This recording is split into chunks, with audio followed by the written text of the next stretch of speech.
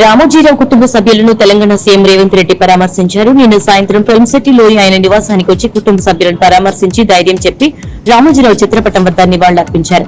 రామోజీరావుతో తనకున్న అనుబంధాన్ని ఈనాడు MD Kiran, Margadarsi MD Sailaja Kiran, Ramoji film city MD విజయేశ్వరితో పంచుకున్నారు.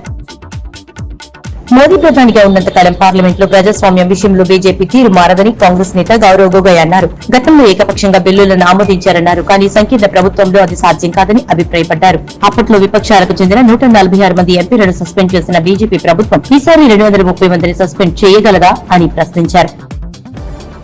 తెలంగాణలో ప్రధాన రాష్ట్ర సమాచార కమిషనర్ల నియామకానికి రాష్ట్ర ప్రభుత్వం దరఖాస్తులు ఆహ్వానించింది. ఈ నెల 29 లోపు దరఖాస్తులు పంపించాలని కోరింది. గత ప్రభుత్వ హయాంలోనూ సమాచార కమిషనర్ల నియామకానికి అధికారులు దరఖాస్తులు స్వీకరించారు. గతంలో దరఖాస్తు చేసిన వారు మళ్లీ చేయాల్సిన అవసరం లేదని సీఎస్ శాంతికుమారి స్పష్టం చేశారు. వైసీపీ హయాంలో జరిగిన స్థానిక సంస్థల ఎన్నికల సమయంలో పుంగనూరులో అంజిరెడ్డి అనే టీడీపీ నేత తొడగొట్టి మీసం వెలేసి హాట్ టాపిక్ అయ్యారు. ఇప్పుడు చంద్రబాబు సీఎంగా ప్రమాణం చేస్తూ ఉండడంతో ఆ కార్యక్రమానికి రావాలని ఆయనకు ప్రత్యేక ఆహ్వానం పంపారు. టీటీడీ చైర్మన్ పదవికి భూమన కరుణాకర్ రెడ్డి చేసిన రాజీనామాను ప్రభుత్వం ఆమోదించింది. రాజీనామా ఆమోదిస్తూ ప్రత్యేక ప్రధాన కార్యదర్శి వలవన్ నోటిఫికేషన్ ఇచ్చారు. రాష్ట్రంలో ఎన్డీఏ కూటమి అధికారంలోకి రావడంతో ఆయన తన బాధ్యతల నుంచి తప్పుకున్నారు. జూన్ 12న తెలంగాణ రాష్ట్ర వ్యాప్తంగా ప్రభుత్వ పాఠశాలలు ప్రారంభమవుతాయని మంత్రి పొంగులేటి శ్రీనివాసరెడ్డి తెలిపారు. పేద పిల్లలకు మంచి విద్య అందించడం లక్ష్యంగా అమ్మ ఆదర్శ పాఠశాలలు పనిచేస్తాయని చెప్పారు. గత బీఆర్ఎస్ ప్రభుత్వం విద్య, నీటి సమస్యలు పరిష్కరించలేకపోయిందని విమర్శించారు.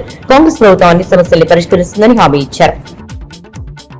కేంద్ర కేబినెట్ లో మంత్రిత్వ శాఖల కేటాయింపుల తర్వాత ఎన్డీఏ మిత్రపక్ష నేతలు నితీష్ కుమార్, చంద్రబాబు నాయుడు అసంతృప్తితో ఉన్నారని శివసేన నేత సంజయ్ రౌత్ ఆరోపించారు. మంత్రి పదవులకు కేటాయించిన విధానం ఎన్డీఏ భాగస్వామ్య పార్టీలందరిలోనూ అసంతృప్తికి దారితీస్తుందని విమర్శించారు. వారందరినీ సంతృప్తి పరచడం మోదీ వల్ల కాదన్నారు. తెలంగాణ ప్రజలను దృష్టిలో పెట్టుకుని అభివృద్ది విషయంలో ఖచ్చితంగా న్యాయం చేస్తారని కేంద్ర మంత్రి రామ్మోహన్ నాయుడు అన్నారు. రాష్ట్ర సీఎం, ఎంపీలెవరూ విజ్ఞప్తులతో వచ్చినా పరిష్కరిస్తారని హామీ ఇచ్చారు. కేంద్ర మంత్రిగా తనకు తెలంగాణ ప్రజలకు దగ్గరయ్యే అవకాశం దక్కిందని అభిప్రాయపడ్డారు. ఇరు రాష్ట్రాల మధ్య స్నేహపూర్వక అనుబంధం కొనసాగాలని ఆకాంక్షించారు. దేశ రాజధాని ఢిల్లీలో తీవ్ర విద్యుత్ సంక్షోభం నెలకొంది. విద్యుత్ అంతరాయంతో ప్రజలు ఇబ్బందులు ఎదుర్కొంటున్నారు. దీంతో సోషల్ మీడియా వేదికగా కంప్లైంట్లు పెరిగిపోయాయి.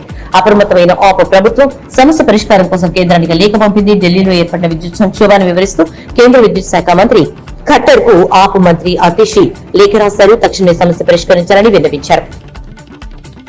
ఏపీ ఎన్నికల్లో జరిగిన హింసపై సిట్ తుది నివేదికను డీజీపీ కార్యాలయానికి సమర్పించింది. ఐజీ వినీత్ బ్రెజ్లాల్ నేతృత్వంలోని 11 మంది అధికారులతో సిట్ ను ఎన్నికల సంఘం నియమించగా వారు 264 పేజీలతో 2 భాగాలుగా నివేదికను రూపొందించింది. పల్నాడు, అనంతపురం, తిరుపతి జిల్లాల్లో జరిగిన పలు హింసాత్మక ఘటనలపై 37 కేసులు నమోదు చేసినట్లు సిట్ వెల్లడించింది. టీడీపీ కూటమికి కాపు బలిజ సంక్షేమ సేవా వ్యవస్థాపకుడు మాజీ మంత్రి హెడ్రామ జోగయ్య కీలక లేఖ రాశారు. రాష్ట్రంలో కూటమి పాలన పారదర్శకంగా ఉండాలని కోరారు. ఉచితాలు లేకుండా అవసరాలు తీర్చేలా సంక్షేమ పథకాలు ఉండాలన్నారు. టీడీపీ, జేడీయూ పార్టీలు స్పీకర్ పదవిని తీసుకోకపోతే ఆ పార్టీలు చిన్న భిన్నమవుతాయని శివసేన నాయకుడు ఆదిత్య ఠాక్రే సంచలన వ్యాఖ్యలు చేశారు. ఆంధ్రప్రదేశ్, బీహార్ కు ప్రత్యేక హోదా ప్యాకేజ్ కావాలనుకుంటే ఇప్పుడే సరైన సమయమని, తర్వాత అవకాశం ఉండదని స్పష్టం చేశారు. ఈ సంకీర్ణ ప్రభుత్వం ఎక్కువ రోజులు మనుగడ సాగించదని అంచనా వేశారు.